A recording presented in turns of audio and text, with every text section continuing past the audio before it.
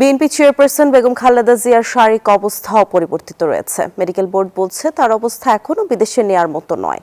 দেশে রেখেই তাকে চিকিৎসা দিতে চায় চিকিৎসকরা। গত 23 নভেম্বর থেকে এভার কেয়ার হাসপাতালে চিকিৎসাধীন বিএনপি চেয়ারপারসন 27 নভেম্বর থেকে রয়েছেন সিসিইউতে।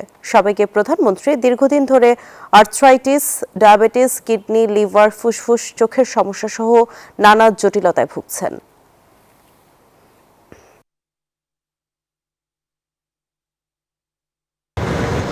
বিদেশি 23 নভেম্বর থেকে এখন পর্যন্ত রাজধানীর এভার কেয়ার হাসপাতালে চিকিৎসাধীন রয়েছেন বিএনপি চেয়ারপারসন বেগম খালেদা জিয়া।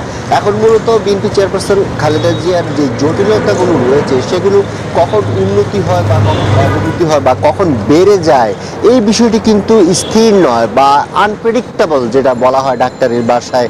আর একই সাথে এর আগেও কিন্তু আমাদেরকে জানানো হয়েছে যে এই ধরনের পরিস্থিতির কারণে মূলত বিএনপি চেয়ারপারসন বেগম খালেদা জিয়াকে বিদেশে নিয়ে গিয়ে যে চিকিৎসা দেওয়ার যে বিষয়টি রয়েছে সেই সিদ্ধান্তে কিন্তু পৌঁছানো যাচ্ছে না।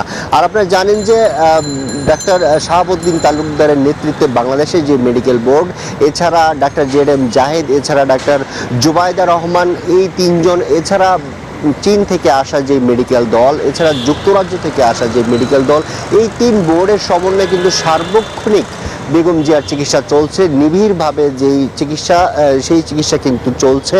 আর একই সাথে হচ্ছে তার যেই জটিলতাগুলো রয়েছে, বার্ধক্যজনিত যে জটিলতাগুলো রয়েছে, সেই জটিলতাগুলো মূলত ডাক্তাররা যেমনটা বলছেন যে এগুলো আসলে স্থির কোনো চিকিৎসা বা উন্নতি বা অবনতি যে কোনো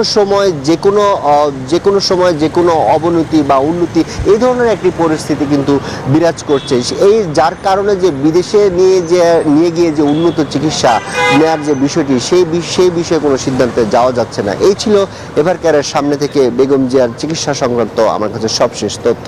অসংখ্য ধন্যবাদ আরিফ।